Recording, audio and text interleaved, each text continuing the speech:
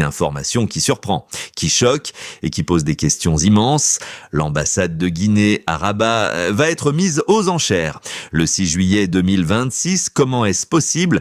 Comment un État souverain peut-il se retrouver dans cette situation? Et surtout, qui est responsable de ce qui arrive?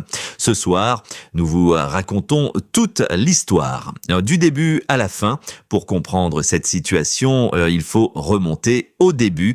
La Guinée loue depuis plusieurs années une villa à Rabat, quartier de l'Agdal, rue Hamza, avenue Jaafar Assadik, 678 mètres carrés. Un bâtiment qui abrite officiellement la représentation diplomatique de la République de Guinée au Royaume du Maroc. Mais la Guinée ne possède pas ce bâtiment, elle le loue à un propriétaire privé marocain. Et ce propriétaire privé a contracté des dettes auprès d'un établissement de microfinance marocain, Salafi, une filiale du BMCE Group, l'un des plus grands groupes bancaires d'Afrique. Ces dettes n'ont pas été remboursées.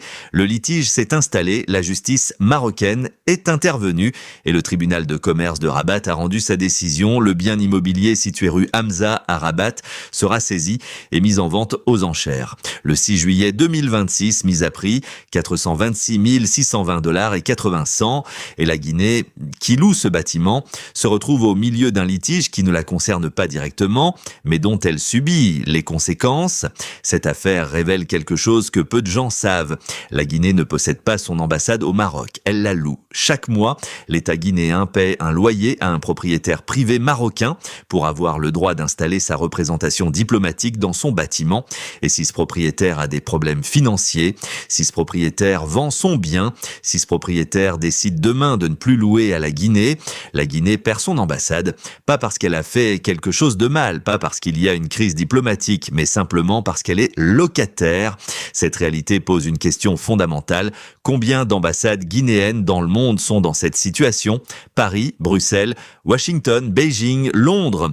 Est-ce que la Guinée possède ses représentations diplomatiques ou est-elle locataire partout? Et si elle est locataire partout, sa souveraineté diplomatique est-elle vraiment assurée?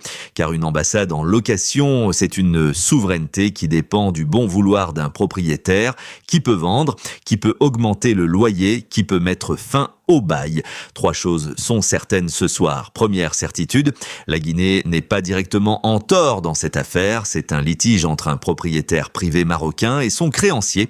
La Guinée n'est que locataire.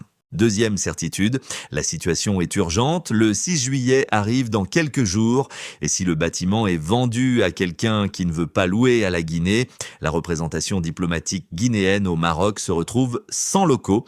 Troisième certitude, le silence des autorités guinéennes est inquiétant. À l'heure où nous parlons, aucune réaction officielle de Conakry n'a été rendue publique et pourtant, le Maroc n'est pas n'importe quel pays pour la Guinée en ce moment. C'est dans ce pays que le président guinéen aurait reçu des soins médicaux ces derniers mois. C'est un partenaire stratégique, un pays ami. Et c'est précisément dans ce pays ami que l'ambassade guinéenne risque de se retrouver à la rue. Le peuple guinéen mérite des réponses. Conakry va-t-il réagir avant le 6 juillet? Va-t-on racheter ce bâtiment pour en faire enfin une propriété de l'État guinéen? Ou va-t-on simplement attendre et gérer la crise quand elle arrivera? Nous suivrons ce dossier et nous vous informerons dès que les autorités guinéennes s'expriment. Partagez cette vidéo pour que la Guinée comprenne ce qui se joue dans les ambassades qui la représentent dans le monde. La vérité appartient au peuple guinéen. Exigez-la.